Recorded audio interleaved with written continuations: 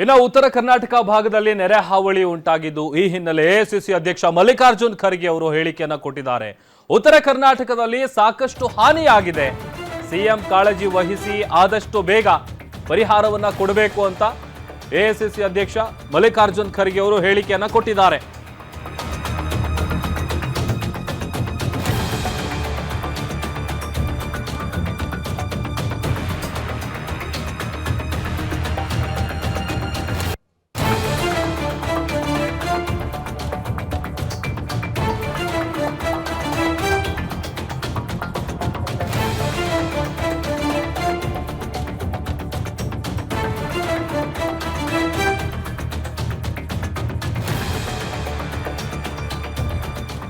ಉತ್ತರ ಕರ್ನಾಟಕ ಭಾಗದಲ್ಲಿ ನೆರೆ ಹಾವಳಿ ಹಿನ್ನೆಲೆ ಎಐಸಿಸಿ ಅಧ್ಯಕ್ಷ ಮಲ್ಲಿಕಾರ್ಜುನ್ ಖರ್ಗೆ ಅವರು ಪ್ರತಿಕ್ರಿಯೆ ಕೊಟ್ಟಿದ್ದಾರೆ.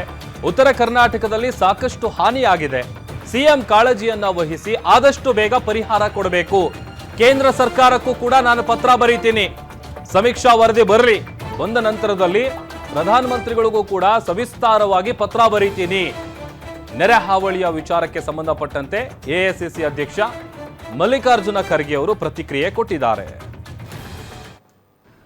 ಸಂಬಂಧಪಟ್ಟಂಥ ಮಂತ್ರಿಗಳು ಅಲ್ಲಿ ಭೇಟಿ ಕೊಡೋರಿದ್ದಾರೆ ಮತ್ತು ಭೇಟಿ ಕೊಟ್ಟ ಮೇಲೆ ಯಾವ ರೀತಿಯಾಗಿ ಸಹಾಯ ಮಾಡಬೇಕು ಅಂತಕ್ಕಂಥದ್ದು ಚೀಫ್ ಮಿನಿಸ್ಟರು ನಿರ್ಧಾರ ಮಾಡ್ತಾರೆ.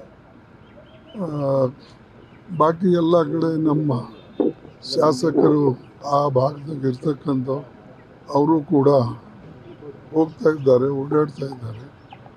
ಆದರೆ ಭಾಳಷ್ಟು ಬೆಳೆ ನಾಶ ಆಗಿದೆ. ಒಂದು ಬೆಳೆ ಅಲ್ಲಿ ಇವತ್ತು ಉಳಿದಿಲ್ಲ, ಹೆಸರು ಉಳಿದಿಲ್ಲ, ಉದ್ದು ಉಳಿದಿಲ್ಲ, ತೊಗರಿ ಉಳಿದಿಲ್ಲ, ಸಾಕಷ್ಟು ಹಾನಿಯಾಗಿದೆ.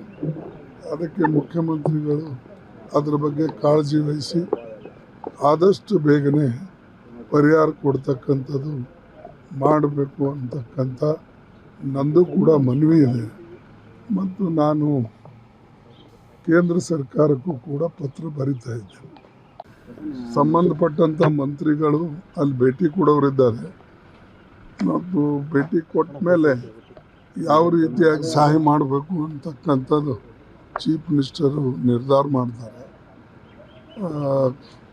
ಬಾಕಿ ಎಲ್ಲ ಕಡೆ ನಮ್ಮ ಶಾಸಕರು ಆ